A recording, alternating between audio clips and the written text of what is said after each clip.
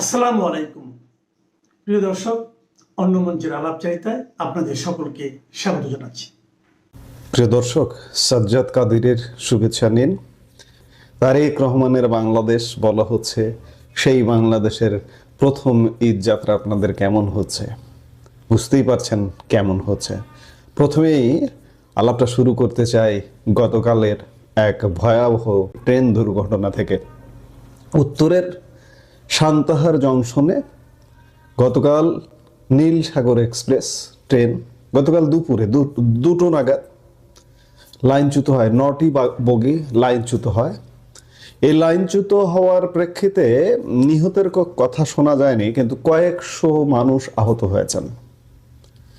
এই যে একটা ট্রেন দুর্ঘটনা হলো 2টার দিকে, প্রায় 7 ঘন্টা পরে ওখানে নিকটেই, সান্তাহার থেকে নিকটেই ঈশ্বরদী জংশন, পার্বতীপুর জংশন দিনাজপুরের, 7 ঘন্টা পরে উদ্ধারকারী ট্রেন ওই লাইনটা ক্লিয়ার করতে এসছে। এবং গতকাল 7 ঘন্টা পরে 9টার দিকে, রাত 9টায়, 2টায় অ্যাক্সিডেন্ট হয়েছে, রাত 9টায় উদ্ধার করতে এসছে। কতটা দায়িত্বহীন হলে এটা হয়? সান্তাহার ঈশ্বরদী কিন্তু কাছাকাছি, পার্বতীপুর না হয় একটু দূরে, সেখান থেকে আসতে না হয় একটু সময় লাগলো, তাও 3 ঘন্টার বেশি লাগার কথা নয়, 3-4 ঘন্টার। ঈশ্বরদীটা কি করলো? সাথে সাথে এলো না কেন? এই যে ট্রেনটা আজকে আমরা যে মুহূর্তে ভিডিওটা শুট করছি বা ভিডিওটা নির্মাণ করছি, তখনও এই লাইনটা ক্লিয়ার হয়নি। মানে একবার আপনি চিন্তা করুন, দুপারের যাত্রীদের, ট্রেন যাত্রীদের ঈদ যাত্রাটা একদম ভ্যানিশ হয়ে গেছে। গতকাল যারা দুপারে আটকে পড়েছিলেন তাদের অবস্থা একবার চিন্তা করুন। সংশ্লিষ্ট ট্রেনগুলো থেকে নেমে তাদের বিকল্প সড়ক পথে তাদের গন্তব্যে যেতে হয়েছে।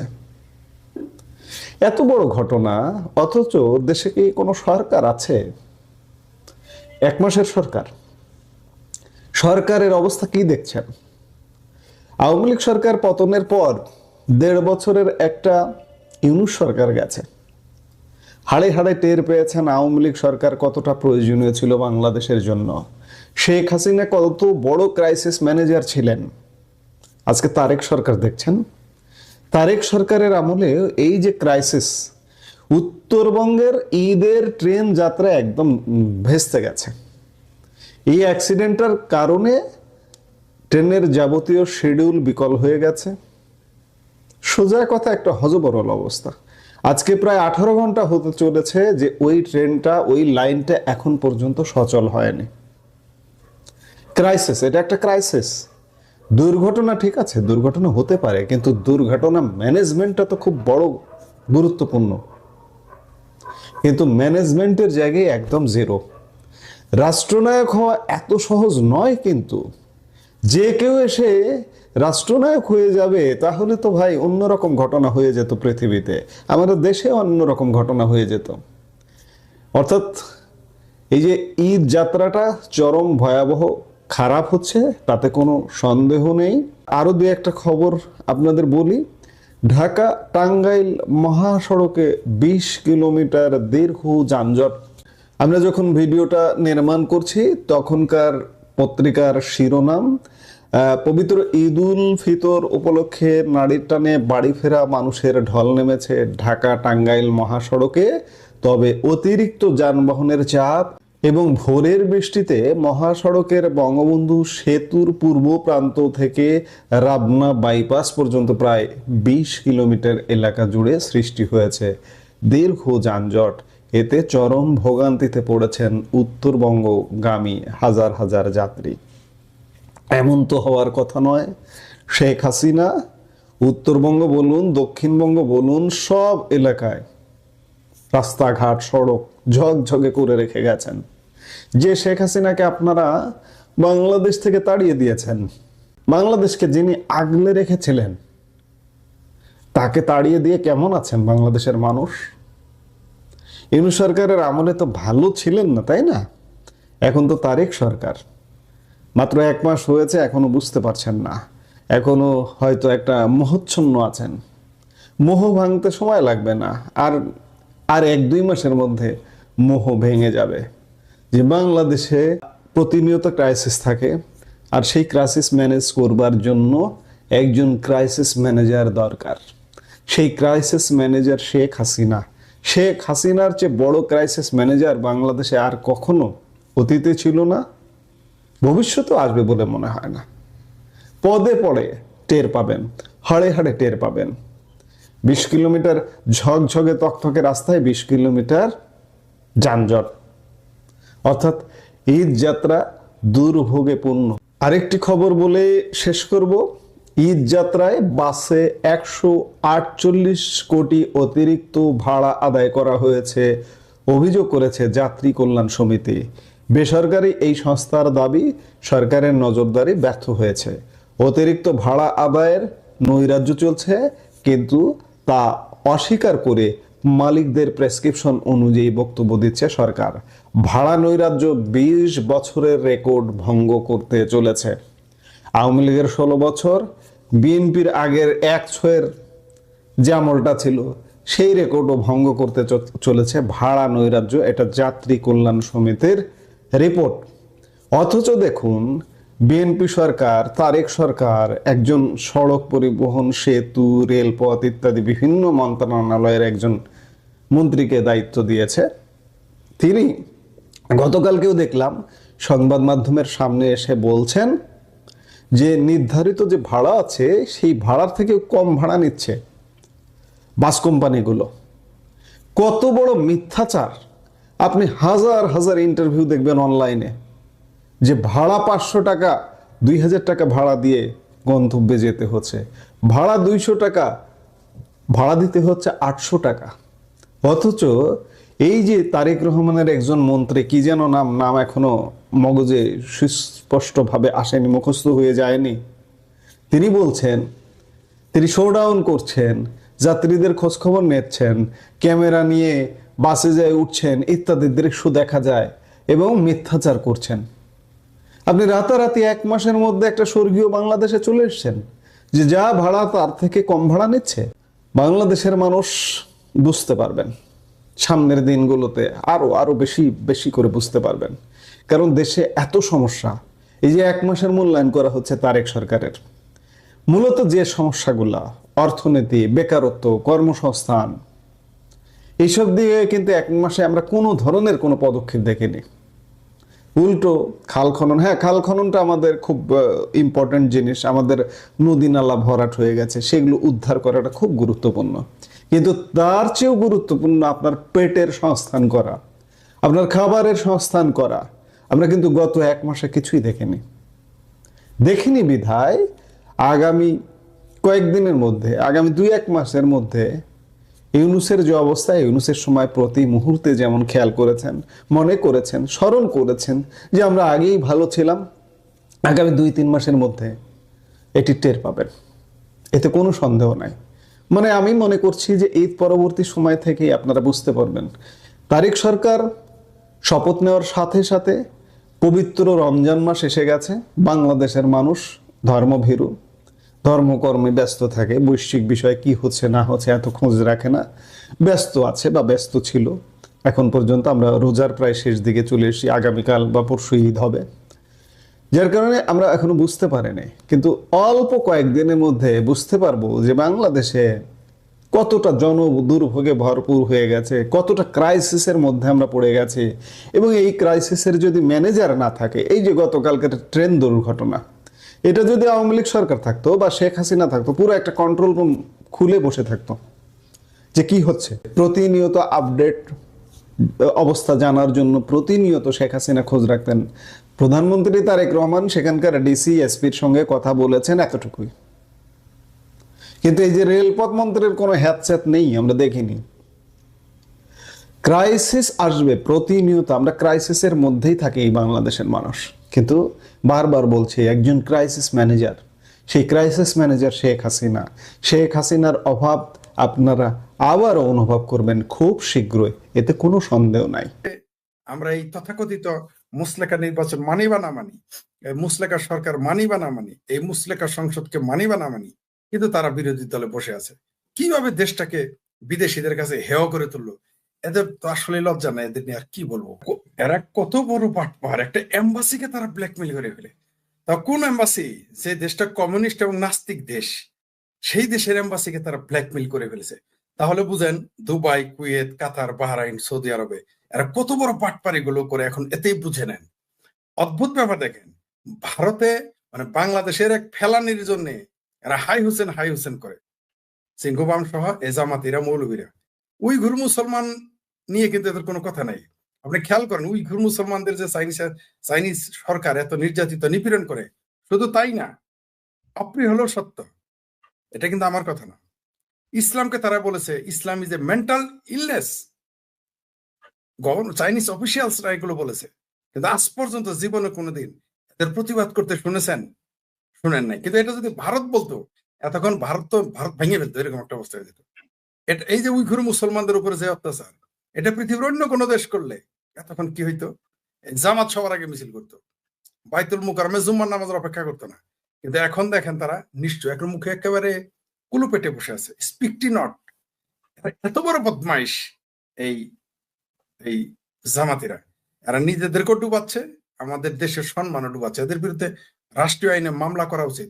সরকারের স্বপ্রণোদিত হয়ে এদের বিরুদ্ধে প্রতারণার, দেশের সম্মান হানি করার জন্য এদের বিরুদ্ধে মামলা করা উচিত। কতটুকু বিপদে পড়লে একটা এম্বাসি বাধ্য হয় বিবৃতি দিতে। বলি আবার দেখলাম উত্তরাতে লেকের পার গুলোতে, 18 নম্বর লেকের পারে দেখলাম ইফতার হলো। আমাদের জামালপুরের ছাত্রলীগের, যুবলীগের এবং আওয়ামী লীগের লোকজন দেখলাম লেকের পার ইফতার করেছে।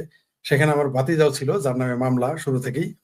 আমার 4 ভাতিজা আওয়ামী লীগ করে, 4 ভাতিজা আওয়ামী লীগ করে, 3 জনের নামে মামলা আছে। দেখ ওই এক ভাতিজাকে দেখলাম সেখানে ইফতার করতেছে। তাই আওয়ামী লীগের এই মুহূর্তে ভয়ে ইফতার করার জন্য বিভিন্ন জায়গায় তারা আত্মগোপনে থেকে ইফতার করে। আমরা আওয়ামী লীগ, বিএনপির আমলেও দেখেছি, আওয়ামী লীগের আমলেও দেখেছি বিএনপিরও এরকম ইফতার করতো। এটা এখানে এরকম প্রচলিত, কারণ সরকারি দল যারা থাকে তারা দমন নিপীড়ন করে। তবে এইবার দমন নিপীড়নের সর্বোচ্চ রেকর্ড, যে কোনো সময়ের চাইতে সবচেয়ে বেশি দমন নিপীড়ন বাংলাদেশে চলতেছে। এটা রাখলাম বাংলাদেশের ইফতারের ব্যাপারে। আপনি যেটা বললেন যে আপনার বানারসের কথাটা, এখানে ঠিক আছে, ভারতের মতো গণতান্ত্রিক দেশে এটা একটা উদ্বেগের বিষয়, কিন্তু বানারস কিন্তু হিন্দুদের জন্য পবিত্র নগরী, খুবই পবিত্র নগরী। এটা আপনি গিয়েছেন, আপনি জানেন। সবচেয়ে বেশি মন্দির সেইখানে এবং সবচেয়ে বেশি নিরামিষ ভোজি সেখানে থেকে। সেখানে গরুর মাংস প্রসঙ্গ না, কোনো মাংসই খায় না। কারণ হচ্ছে সেখানে পুরোহিত যারা এবং যারা বানারসে, মানে বলাই হয় এটা মন্দিরের নগরী বলা হয় বানারসকে। এবং তাদের 3টা যে গয়া, কাশী, বৃন্দাবন সহ, তারপরে এই বানারসকে খুবই গুরুত্ব দেওয়া হয় এই সমস্ত কারণে। তো সেইখানে আপনার আমিষ খাওয়াটা কিঞ্চিত অপরাধ হিসেবে সামাজিকভাবে সেটা সেখানে ধরা হয়। আর আপনি যেটা দেখেছেন তাতে 2 ধারায় মামলা করা হয়েছে। আমিও পরে নিউজটা ঘেটে দেখলাম, সেখানে 2 ধারা। একটা হলো পরিবেশ নষ্ট করার জন্য, পাশাপাশি যেহেতু এখানে কোনো কিছু খাওয়া যায় না, মানে নিরামিষ ছাড়া কিছু খায় না। আপনি দেখবেন ওই ভারতের মানে বানারসের যে মুসলিম কমিউনিটি, ওটা কিন্তু নিন্দা জানিয়েছে। কারণ ওইখানে তো এমন না যে বাংলাদেশের মতো বানারসে তুমি ইফতার বাইরে করতে পারবা না, তাই আওয়ামী লীগ বা বিএনপির ভয়ে তুমি নদীতে ইফতার করতেছো, তা কিন্তু না। কারণ ইফতার করার পরে কিন্তু একটা নামাজ পড়তে হবে, নামাজ কিন্তু প্রসঙ্গ আছে।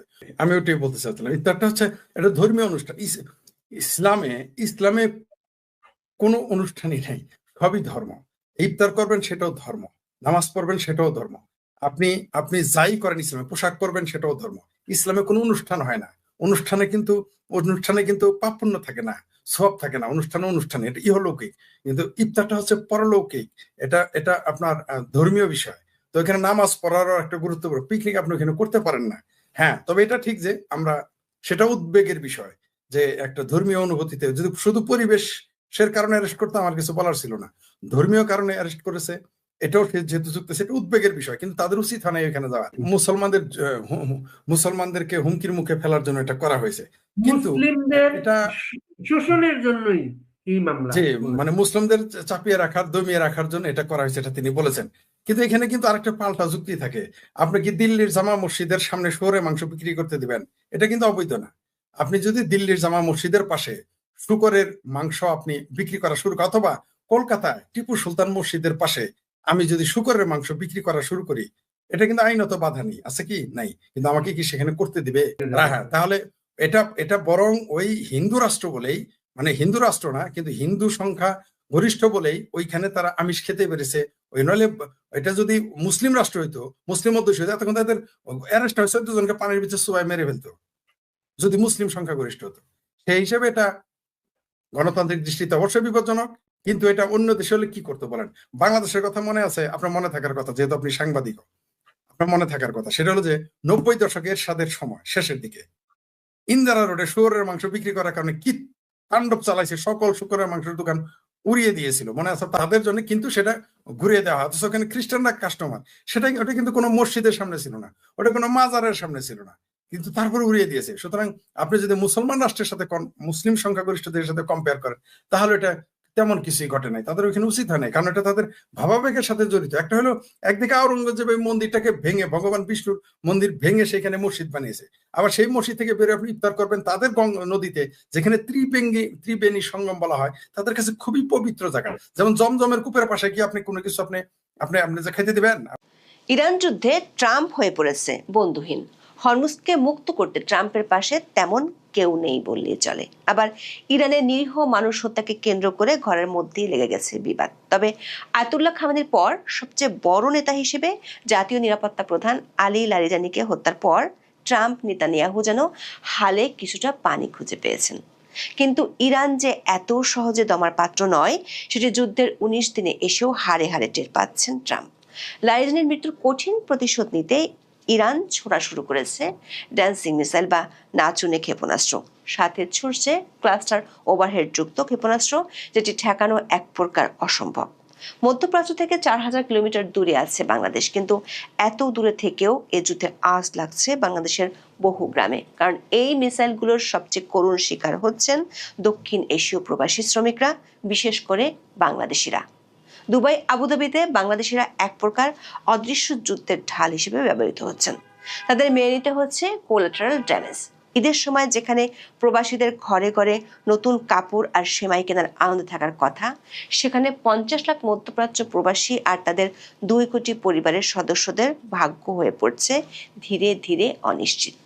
ঈদে যেখানে প্রতি বছর প্রবাসীদের দেশে আসার ধুম পড়ে, সেখানে এবার মধ্যপ্রাচ্য প্রবাসীদের প্রতিটা ক্ষণ কাটছে মিসাইলের ভয়ে। সবচেয়ে বড় কথা, বড় রকমের ঝুঁকিতে পড়ে গেছে বাংলাদেশের অর্থনীতির অন্যতম শক্ত প্রাণ মধ্যপ্রাচ্যের শ্রমবাজার। ইরানের ওপর দেশটির নিরীহ মানুষদের ওপর ইসরায়েল ও যুক্তরাষ্ট্রের আক্রমণ শুরু হয়েছে 19 দিন হলো। আয়াতুল্লাহ খামেনির পর সবচেয়ে শীর্ষ নেতা হিসেবে ইসরায়েলি বিমান হামলায় ইরানের শীর্ষ নিরাপত্তা কর্মকর্তা আলী লারিজানি এবং বাসিস মিলিশিয়ার প্রধান জেনারেল গোলাম রেজা সোলাইমানি নিহত হয়েছেন। লারিজানি ছিলেন ইরানের পর্দার আড়ালের অন্যতম ক্ষমতাধর ব্যক্তি, যিনি দীর্ঘকাল ধরে দেশটির নিরাপত্তা কৌশল ঠিক করতেন। কিন্তু ট্রাম্পের জন্য যদি লারিজানির মৃত্যুর খবর ভালো সংবাদ হয়ে থাকে, তার চেয়ে বেশি খারাপ খবর হলো যুক্তরাষ্ট্রের ন্যাশনাল কাউন্টার টেরোরিজম সেন্টারের পরিচালক জো কেন্টের পদত্যাগের খবর। নিজের পদত্যাগপত্র জমা দেওয়ার সময় বেন জানিয়েছেন ট্রাম্প প্রশাসনের এই যুদ্ধকে তিনি বিবেক বর্জিত বলে মনে করেন এবং এর সমর্থনে কাজ চালিয়ে যাওয়া তার পক্ষে সম্ভব নয়। ট্রাম্প নেতানিয়াহুর জন্য আরও দুঃসংবাদ আছে। লারিজানির মৃত্যুর প্রতিশোধ নিতে ইরানিরা এবার নতুন নতুন ক্ষেপণাস্ত্র বের করছে আর ছুটছে। এর একটি হলো ড্যান্সিং মিসাইল, যাকে বাংলায় বলা যেতে পারে নাচুনে ক্ষেপণাস্ত্র। ইরান সম্পূর্ণ নিজস্ব প্রযুক্তিতে এই সাজেল ক্ষেপণাস্ত্র বানিয়েছে। অনেকটা নাচের মতো ভঙ্গিতে এই ক্ষেপণাস্ত্র দিক পরিবর্তন করে বলে একে ড্যান্সিং মিসাইল নামে ডাকে ইরানিরা। লারিজানি হত্যার প্রতিশোধ নিতে ইসরায়েলের তেল আবিবে ক্লাস্টার ওভারহেড যুক্ত ক্ষেপণাস্ত্রের হামলা চালিয়েছে তেহরান। এই ক্ষেপণাস্ত্র মাঝ আকাশে অনেকগুলো ছোট ছোট বিস্ফোরকে ভাগ হয়ে যায় এবং বিশাল এলাকায় ছড়িয়ে যায়, যা ঠেকানো বেশ কঠিন। গত 18 দিনে ইরান সস্তা দামি ড্রোন হামলা থেকে এমন অত্যাধুনিক ক্ষেপণাস্ত্র হামলা মধ্যপ্রাচ্যের দেশগুলোতেও চালিয়ে আসছে। আর তাতে এই যুদ্ধের কঠিন একটি সত্য হলো বাংলাদেশি শ্রমিকদের রক্ত। যুদ্ধের কোনো পক্ষ না হয়েও আজ বাংলাদেশি প্রবাসীদের প্রাণ ঝরছে মরুভূমির তপ্ত বালিতে। গত কয়েকদিনের হামলায় কয়েকটি হৃদয় বিদারক মৃত্যুর খবর পাওয়া গেছে। 55 বছর বয়সী আহমেদ আলী দীর্ঘ 30 বছর ধরে সংযুক্ত আরব আমিরাতে কর্মরত ছিলেন। তার আদি নিবাস সিলেটের বড়লেখা উপজেলায়। 28 ফেব্রুয়ারি যখন ইরান প্রথম পাল্টা হামলা চালায় তখন আহমেদ আলী তার নিয়মিত কাজ ভ্যানে করে খাবার পানি সরবরাহ করেছিলেন। আজমানে একটি ইরানি মিসাইলের ধ্বংসাবশেষ সরাসরি তার ভ্যানের উপর পড়লে তিনি ঘটনাস্থলেই মারা যান। আহমেদ আলীর স্বপ্ন ছিল দেশে ফিরে একটি সুন্দর বাড়ি করবেন। মারা যাওয়ার কিছুক্ষণ আগে টেলিফোনে পরিবারের সদস্যদের বলেছিলেন দ্রুত কাজ শেষ করে ফিরে আসবেন দেশে। সেই স্বপ্ন এখন কফিনে বন্দী। তার আর ফিরে আসা হয়নি, যেমন আর ফেরা হবে না চট্টগ্রামের সন্দ্বীপের সন্তান এস.এম. তারেকের। তারেক বাহরাইনের একটি জাহাজ মেরামতের কারখানায় সুপারভাইজার হিসেবে কর্মরত ছিলেন। দীর্ঘ 27 বছর তিনি বাহরাইনে কাটিয়েছেন পরিবারের মুখে হাসি ফোটাতে। 1 মার্চ ভোরে বাহরাইনের সালমান ইন্ডাস্ট্রিয়াল এরিয়ায় একটি ইন্টারসেপ্টেড ড্রোনের আঘাত সরাসরি তার কর্মস্থলে পড়ে। ঘটনাস্থলে তিনি মারা যান। সৌদি আরবের আল খার্জ শহরে 8 মার্চ এক ভয়াবহ মিসাইল হামলা হয়। এই হামলায় ময়মনসিংহের গফরগাঁর আব্দুল্লাহ আল মামুনের শরীরের 72% পুড়ে যায়। 10 দিন জীবন মৃত্যুর সন্ধিক্ষণে থেকে অবশেষে 17 মার্চ তিনি মারা যান। একই হামলায় কিশোরগঞ্জের কটিয়াদির বাচ্চু মিয়া এবং টাঙ্গাইলের সখীপুরের মোশাররফ হোসেনও নিহত হন। মোশাররফ হোসেনের মৃত্যুর গল্পটি আরো বেশি বেদনার। মারা যাওয়ার মাত্র 1 ঘন্টা আগে মোশাররফ তার পরিবারকে ফোন করে বলেছিলেন সবার জন্য ঈদে নতুন পোশাক কিনতে টাকা পাঠাবেন। সেই ফোন কলটি ছিল তার জীবনের শেষ কল। এখন সেই উপহারের বদলে তার কফিনটি গ্রহণ করার জন্য পরিবারটি প্রস্তুত হচ্ছে। মানবাধিকার সংস্থা হিউম্যান রাইটস ওয়াচ এবং ইউকেডেমের তথ্য মতে মধ্যপ্রাচ্যে চলমান এই যুদ্ধে বেসামরিক নিহতের তালিকায় সিংহভাগই হচ্ছেন প্রবাসী শ্রমিক। বিশ্লেষকরা প্রশ্ন তুলেছেন, প্রবাসীরা কি তবে এই যুদ্ধের অনিচ্ছাকৃত ঢাল? এর পিছনে কয়েকটি গুরুতর কারণ আছে। প্রথমত, দুবাই বা আবুধাবির আকাশচুম্বী ভবন এবং আধুনিক ভিলাগুলোতে সুরক্ষার ব্যবস্থা থাকলেও প্রবাসীদের ঘন বসতিপূর্ণ লেবার ক্যাম্পগুলোতে পর্যাপ্ত বাংকার বা সুরক্ষা কাঠামো নেই। অনেক ক্ষেত্রে ভাষার সীমাবদ্ধতার কারণে জরুরি সাইরেন বা সতর্কবার্তার অর্থ তারা বুঝতে পারছেন না। যুদ্ধে যখন আরবের ধনী মুসলমানরা ক্ষেপণাস্ত্রের ভয়ে বাংকারে বা নিরাপদ ঘরে আশ্রয় নিচ্ছেন, তখন বাংলাদেশের ডেলিভারি রাইডার, পরিচ্ছন্নতা কর্মী কিংবা নির্মাণ শ্রমিকদের বাধ্য করা হচ্ছে বিপদের মুখে কাজ চালিয়ে যেতে। দুবাইয়ের একজন বাংলাদেশি রাইডার বলেছেন, চারপাশে বোমা পড়লেও তাদের বাইক চালাতে হয়। কোম্পানি কেবল প্রতি ডেলিভারিতে টাকা দেয়, কাজ না করলে তাদের চুলা জ্বলে না।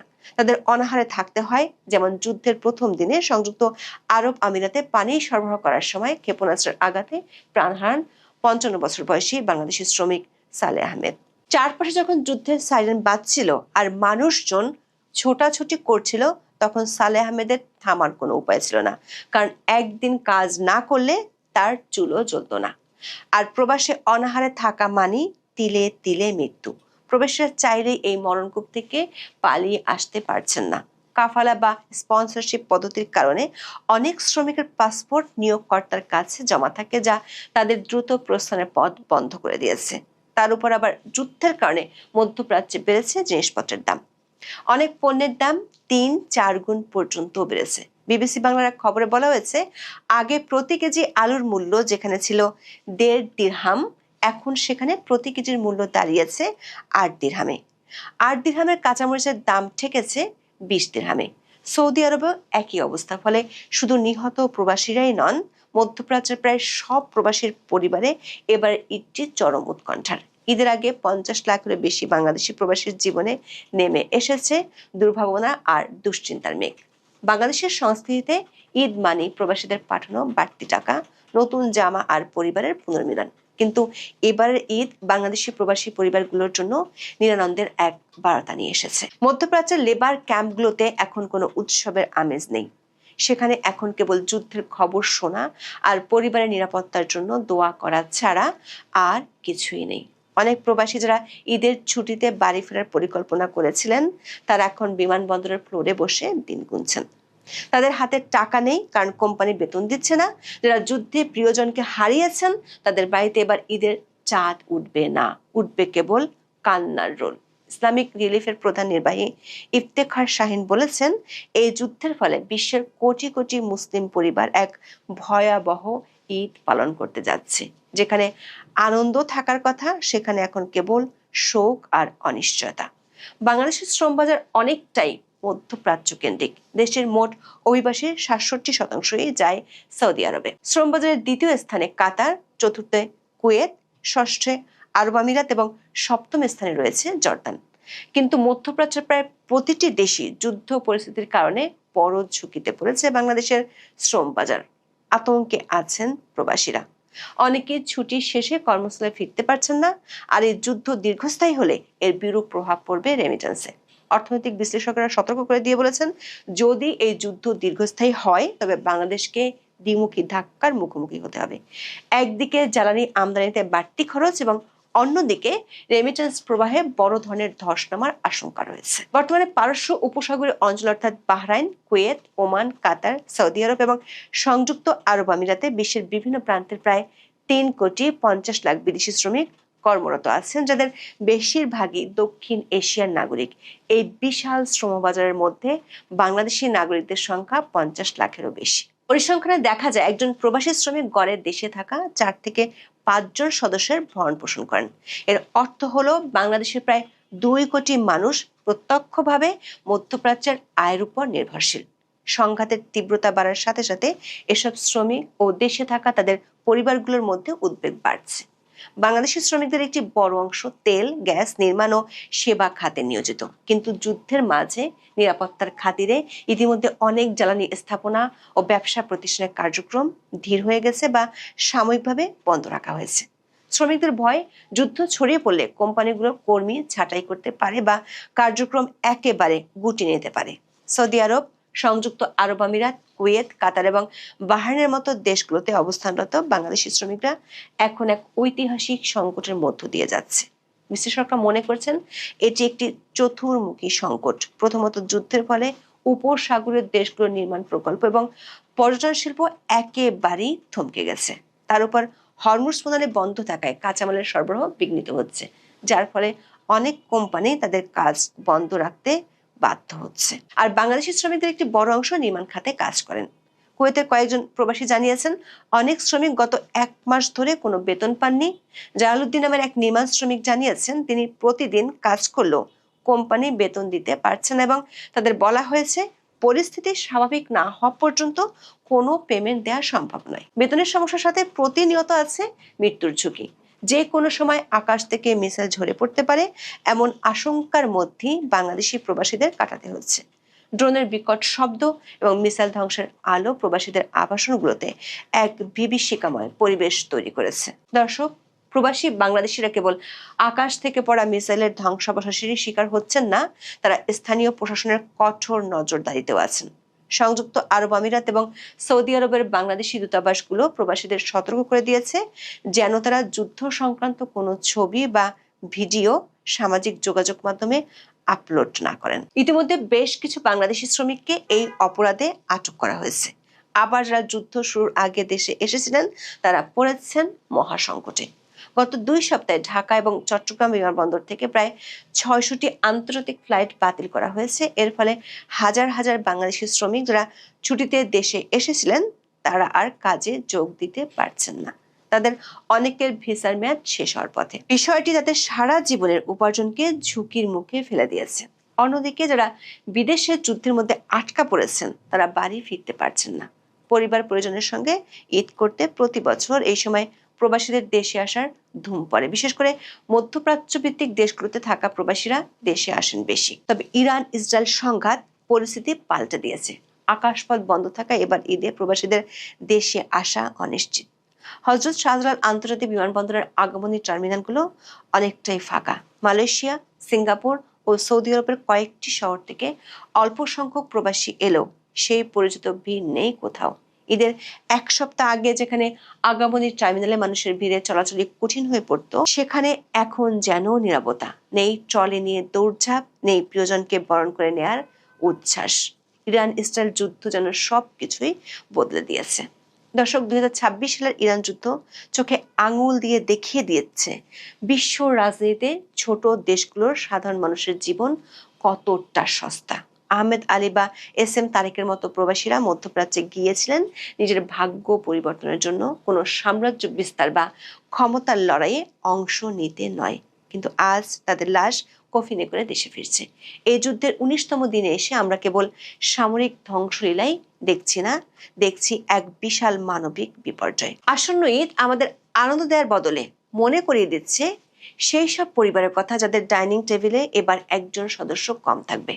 বাংলাদেশকে এখন থেকেই তার শ্রমবাজারের বৈচিত্র্যকর নিয়ে ভাবতে হবে। কেবল মধ্যপ্রাচ্যের উপর নির্ভরশীল না থেকে ইউরোপ, জাপান এবং অস্ট্রেলিয়ার মতো স্থিতিশীল দেশগুলোতে দক্ষ জনশক্তি পাঠানোর পরিকল্পনা বাস্তবায়ন করতে হবে। পাশাপাশি যুদ্ধের ফলে দেশে ফিরে আসা প্রবাসীদের পুনর্বাসনের জন্য দীর্ঘমেয়াদী পরিকল্পনা দরকার। আজকের এই প্রতিবেদনটি সেই সব সাহসী রেমিটেন্স যোদ্ধাদের উৎসর্গ করে করা হলো যারা বিদেশের মাটিতে প্রাণ হারিয়েছেন এবং যারা এখনো মৃত্যুর হাতছানি উপেক্ষা করে দেশের অর্থনীতির চাকা সচল রেখেছেন। শান্তি আসুক পৃথিবীতে, রক্ষা পাক মানবতা, সেই কামনায় এখন এই পর্যন্ত। সবাই ভালো থাকুন, সুস্থ থাকুন।